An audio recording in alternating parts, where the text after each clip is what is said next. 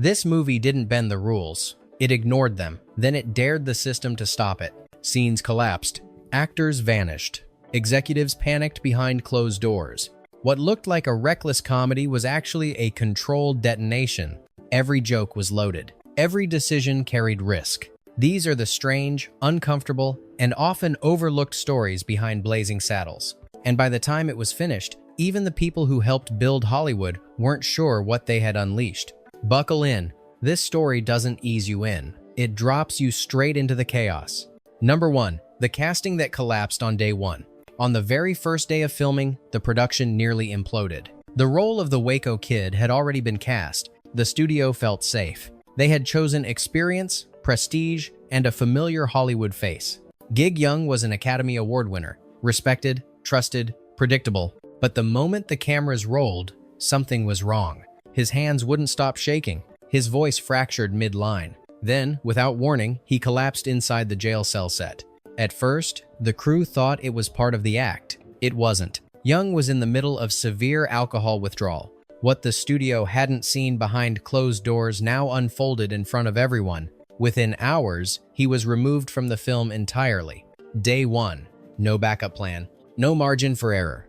Mel Brooks didn't call a meeting. He didn't consult executives. He walked away from the set and made a single phone call. Gene Wilder. No audition. No script discussion. Just one quiet question. Can you be on a plane tomorrow? Wilder didn't hesitate. He didn't ask what kind of movie this was. He simply said, yes. By the next morning, he was on set. Jet-lagged, unprepared, thrown into a role that would define the entire film. And from the moment he appeared on screen, the chaos found its balance. The Waco Kid wasn't saved by planning. He was saved by instinct. Number 2. The voice that never left the movie.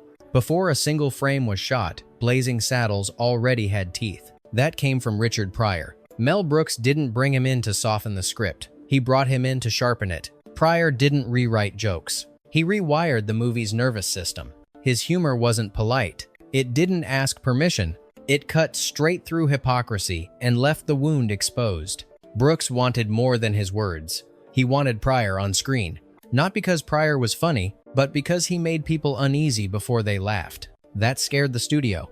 They didn't see a visionary comedian. They saw headlines. They saw unpredictability. They saw risk they couldn't control. So they shut it down quietly. Pryor was removed before casting was finalized. No announcement. No confrontation. The lead role went to Cleavon Little, and Little was flawless. Smooth, controlled, magnetic. He delivered every line with precision and confidence. But something important stayed behind. The rhythm of the jokes. The bite beneath the comedy. The danger hiding inside the laughter. That was still Pryor. He didn't wear the badge. He didn't ride the horse. But the movie moved to his cadence from beginning to end. Every uncomfortable pause. Every line that landed a second later than expected. Every moment where laughter caught in the throat. Pryor wasn't erased. He was absorbed. Blazing Saddles didn't just borrow his voice. It ran on it. Number 3. The screening that almost killed the film. The first time the studio executives saw Blazing Saddles, no one laughed. Not because the jokes failed, but because they worked too well. The room stayed silent as the film rolled. Arms crossed. Faces locked. What they saw wasn't a Western. It wasn't even a comedy. It was racial satire with no safety rails.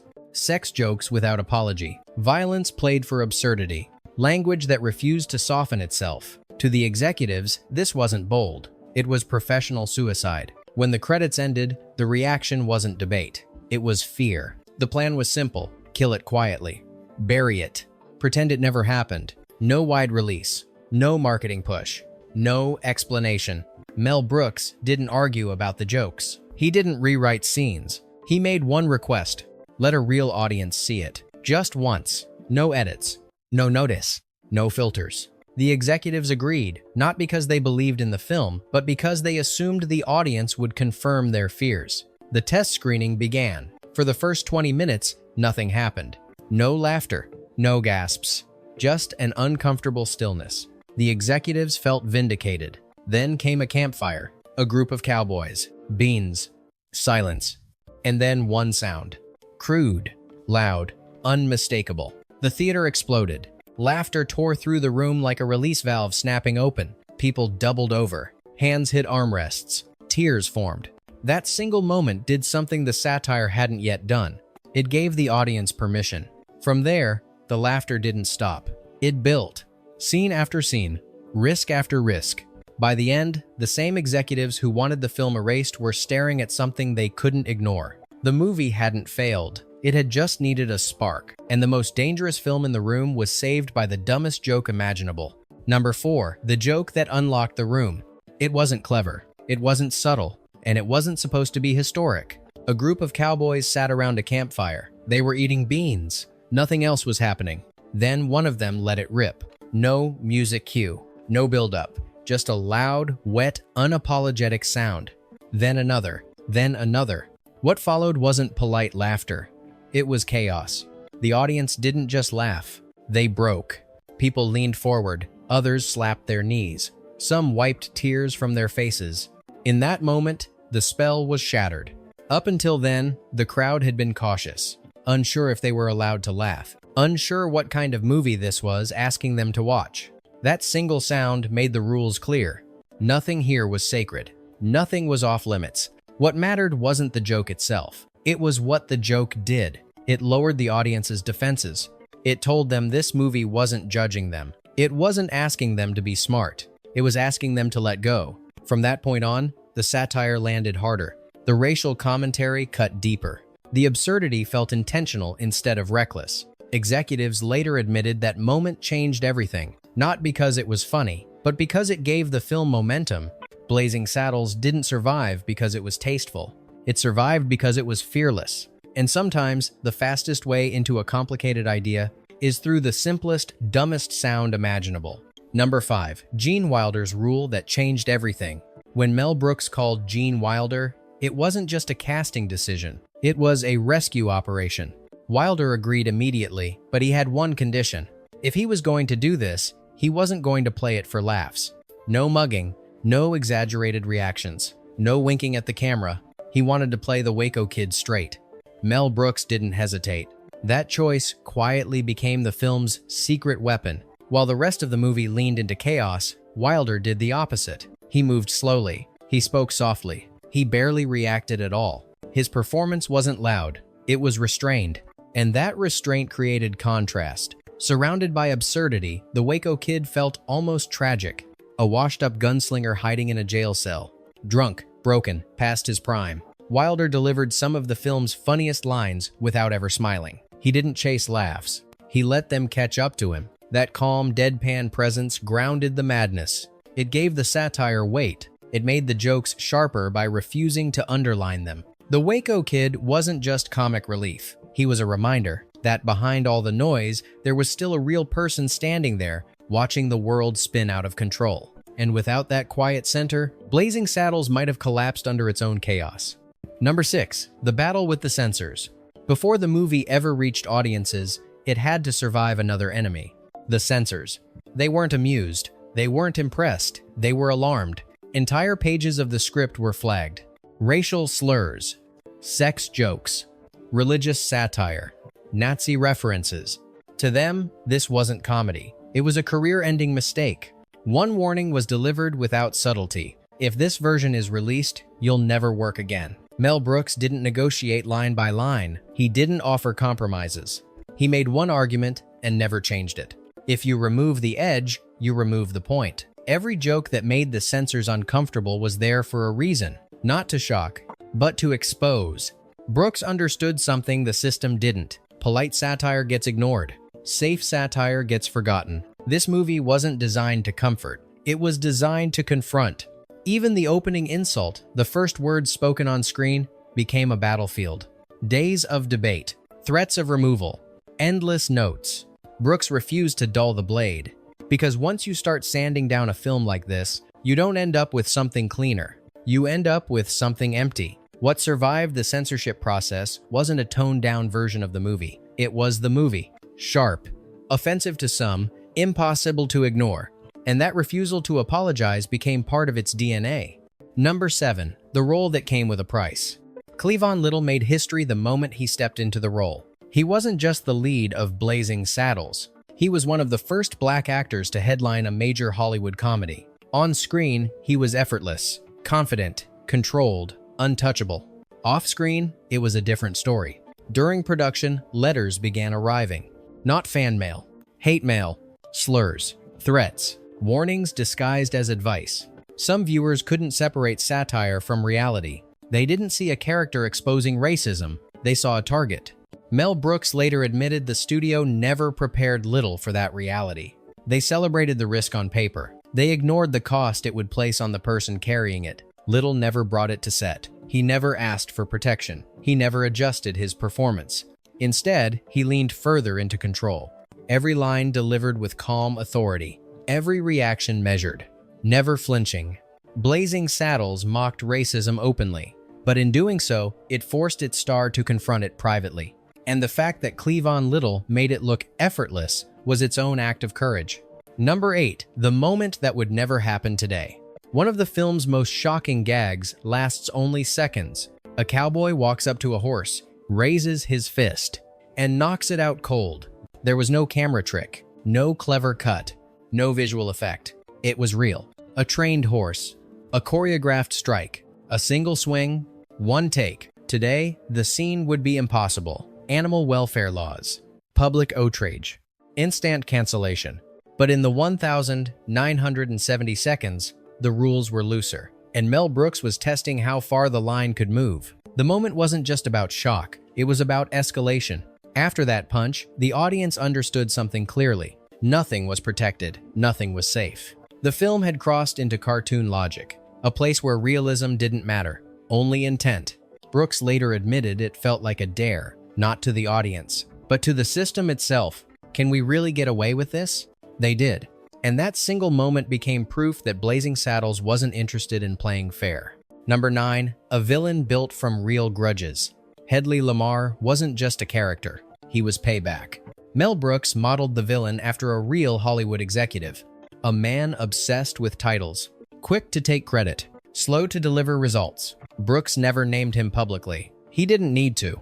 Anyone who had worked in the system knew exactly who was being mocked. Harvey Korman leaned into the role without restraint. The arrogance, the fake intelligence, the endless self-importance. Lamar wasn't dangerous because he was smart. He was dangerous because he thought he was. He couldn't remember names. He mangled language. He confused authority with competence.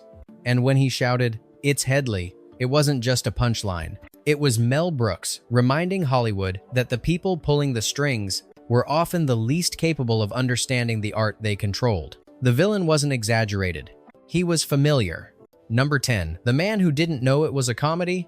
Slim Pickens had spent his life in westerns. Real ones. He rode horses for a living, spoke with a natural drawl, carried himself like someone who actually belonged on the frontier. When he was cast in Blazing Saddles, no one explained the joke to him. Mel Brooks didn't correct that. Pickens showed up believing he was in a serious western, and that misunderstanding became priceless. He delivered every line with absolute sincerity. No irony, no exaggeration, no awareness of the absurdity around him. Fart jokes, explosions, characters breaking logic and tone. Pickens reacted to all of it like it was gospel truth. That contrast grounded the madness. While everyone else pushed the comedy forward, he anchored it in authenticity. He never winked at the audience, never broke character, never questioned the insanity unfolding around him. In a movie built on chaos, Slim Pickens was the straight line that made the curve visible. And sometimes, the best comedy comes from someone who has no idea they're part of the joke. Number 11. The explosion that almost went too far. One of the film's biggest laughs came dangerously close to disaster. A fake toll booth, a dynamite charge, a classic slapstick explosion. The plan was simple: detonate after the actors cleared the frame. On the day of filming, something went wrong. The charge fired early. Debris flew into the air seconds after the cast exited the shot. Close enough to feel it, close enough to stop breathing.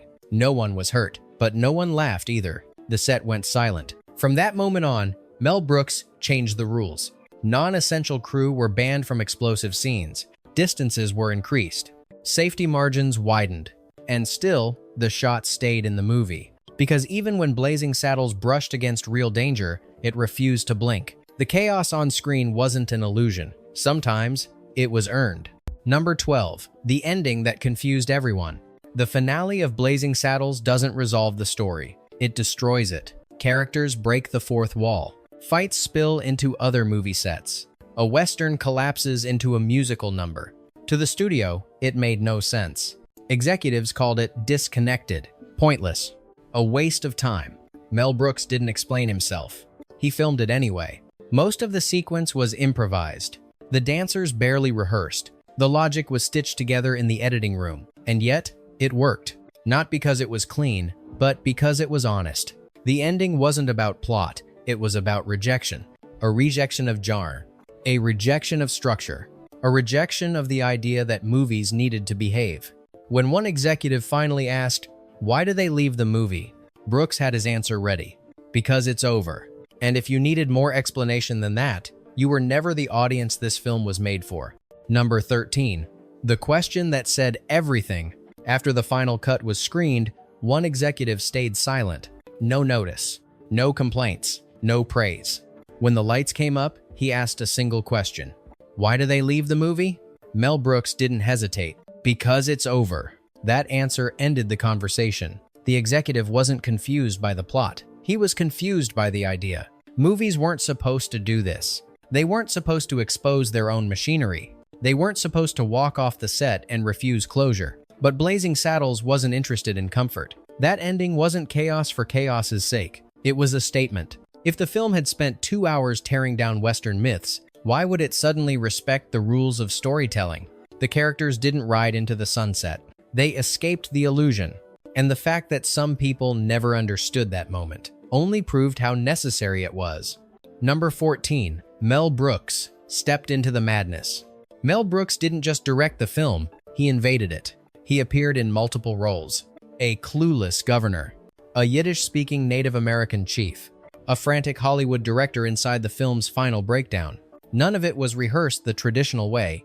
Brooks would show up on set, put on a costume, scratch out lines moments before shooting.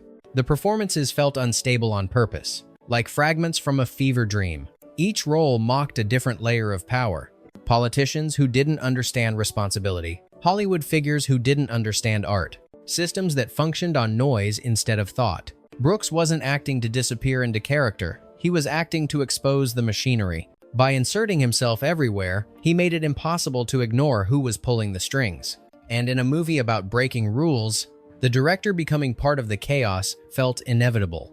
Number 15. The success nobody wanted to reward. Blazing Saddles was a phenomenon. Audiences packed theaters. Quotes spread instantly. The film became a cultural lightning strike. Award season followed. 3 nominations, 0 wins. The Academy didn't reject the film openly. They simply didn't embrace it. The satire was too sharp, the language too raw, the message too uncomfortable to celebrate in public. Critics praised it, audiences loved it, but institutions hesitated. Mel Brooks later summed it up without bitterness. "They didn't give us Oscars," he said. "They gave us repeat business." And he was right. Trophies fade into shelves, but this movie didn't fade. Decades later, the laughs still echo. The discomfort still lands. The questions still sting. Blazing Saddles didn't need permission to matter. It survived without approval. Number 16. The sitcom that shouldn't exist. After the film became a hit, the studio saw opportunity. Not artistic opportunity. Financial opportunity. They tried to turn Blazing Saddles into a television sitcom.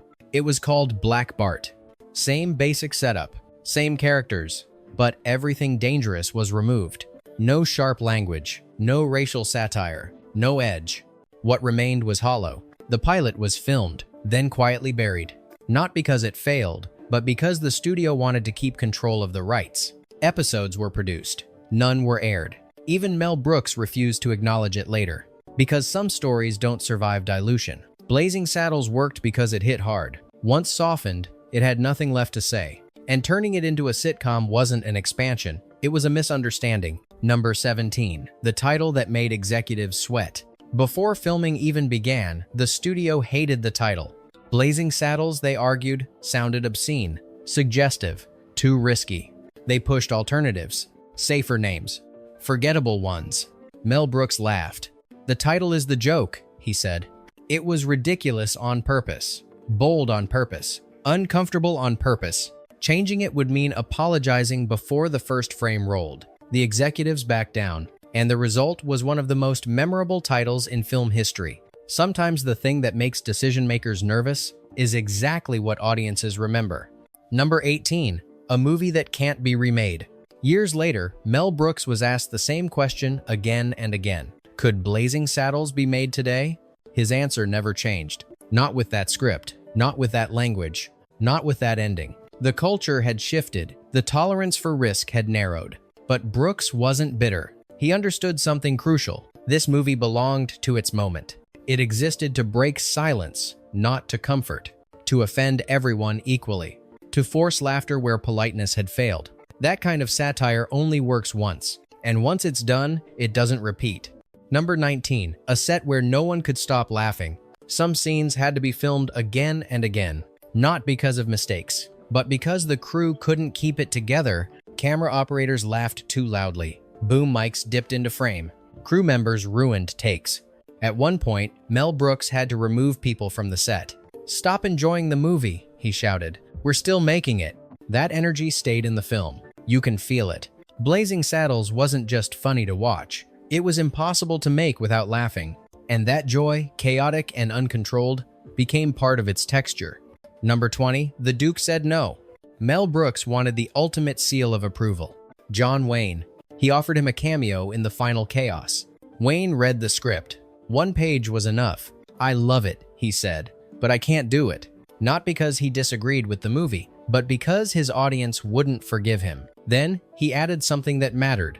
"But I'll be first in line to see it." And he was. The King of Westerns showed up opening night. He didn't appear on screen, but his presence said everything. The genre had been dismantled, and even its greatest icon understood why. The horse who lived better than the cast. In a production full of chaos, one star had it easy.